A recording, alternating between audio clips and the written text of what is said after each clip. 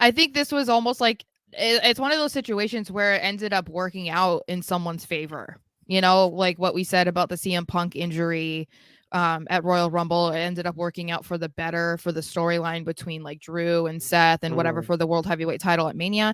This is like the best case scenario, I would say, for Liv, because I think, you know, they haven't known how to book her basically since she lost the championship, which is ridiculous.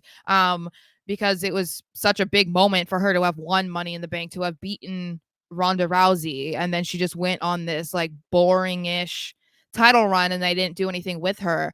Then she's gone, you know, she's been injured like a couple times since then, and she was just gone for 6 months. And they bring her back and it's like, okay, the vision is clear, but they were also kind of trying to make her a baby face, and it's like you kind of can't be a baby face against Rhea because she's on the teeter-totter.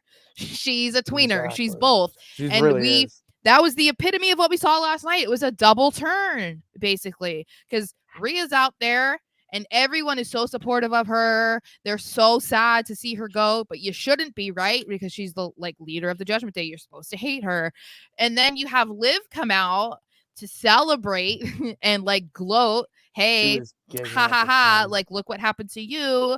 Karma is a bee, you know, and they were booing the crap out of her. So it was like then we see her get the turn. So it was like I think that this is gonna, in the long run, be so beneficial to Liv, and it's gonna be interesting to see how they go about it when Rhea returns, because Judgment Day is not supposed to be liked right now.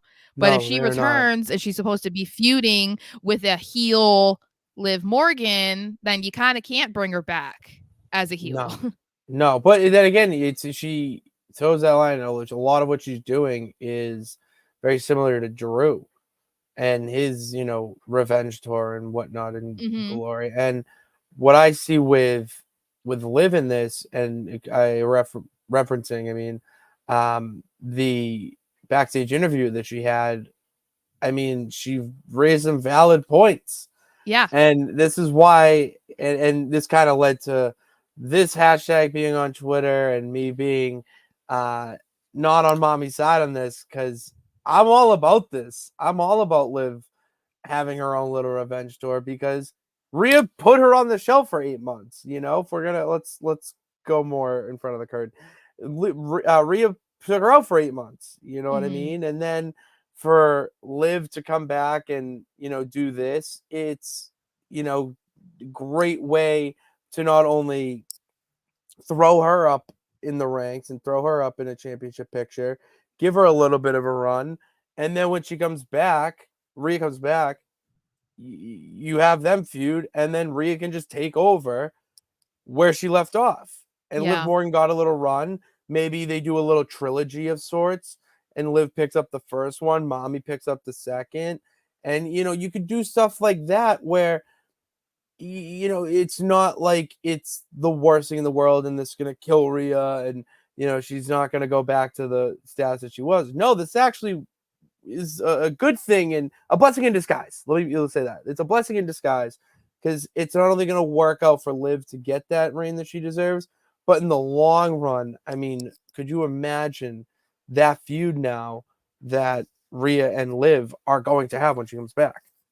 Yeah, I think that's going to be good. And I think this is kind of the way it should have gone, because I know that people are like, "Oh, Liv should have had the Mania match with Rhea instead of Becky." I wasn't sure that I necessarily agreed, just because Liv had Yeah. been on for so long and people had been wanting to see Becky versus Rhea.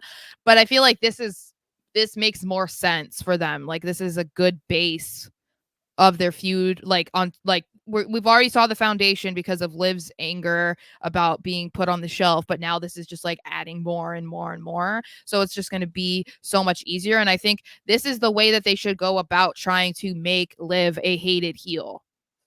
Oh my god, Like it's absolutely. so easy. It usually is easy. Historically, it's been easy to make someone a heel when they took someone out that everyone loved. I mean, look at Drew McIntyre. Like, Oh my why do you god. think?